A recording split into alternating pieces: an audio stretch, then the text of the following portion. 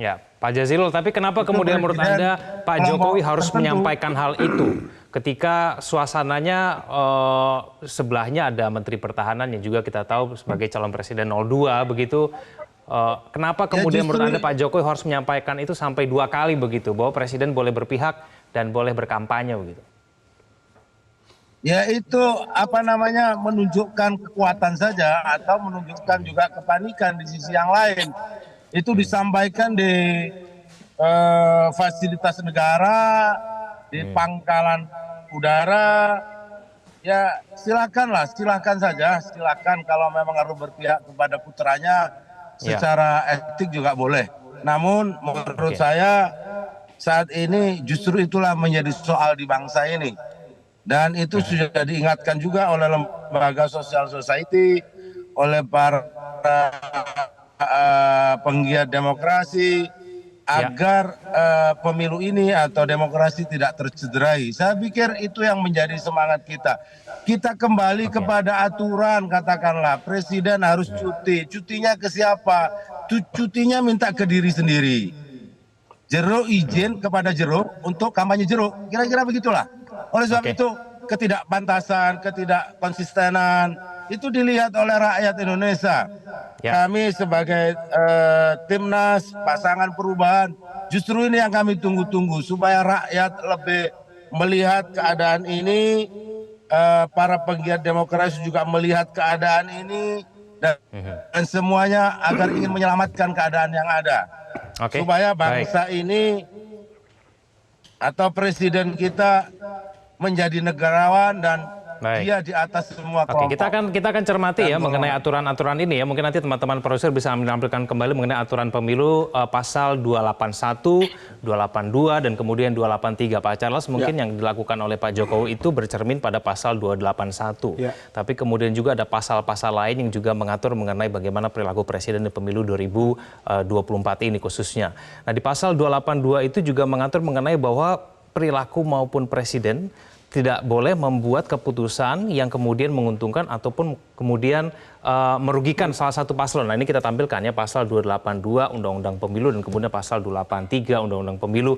Nah, ini batasannya bagaimana Pak Charles? Bagaimana kemudian presiden boleh berkampanye tapi kemudian tidak membuat keputusan dan atau melakukan tindakan yang menguntungkan atau merugikan salah satu peserta pemilu? Ya, saya sih berkomentar pertama terkait dengan pernyataan presiden kemarin itu sebenarnya memperjelas yang sudah jelas ya. Apa yang sudah jelas ya, jelaslah pasti beliau berpihak ya. Karena yang maju kontestasi itu adalah anaknya.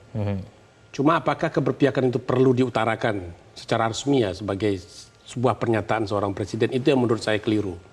Jadi kan nggak mungkin ya seperti sudah disampaikan tadi, beliau nggak berpihak kepada anaknya, udah pasti. Tapi kan ada yang tersirat ya, ada yang tersurat.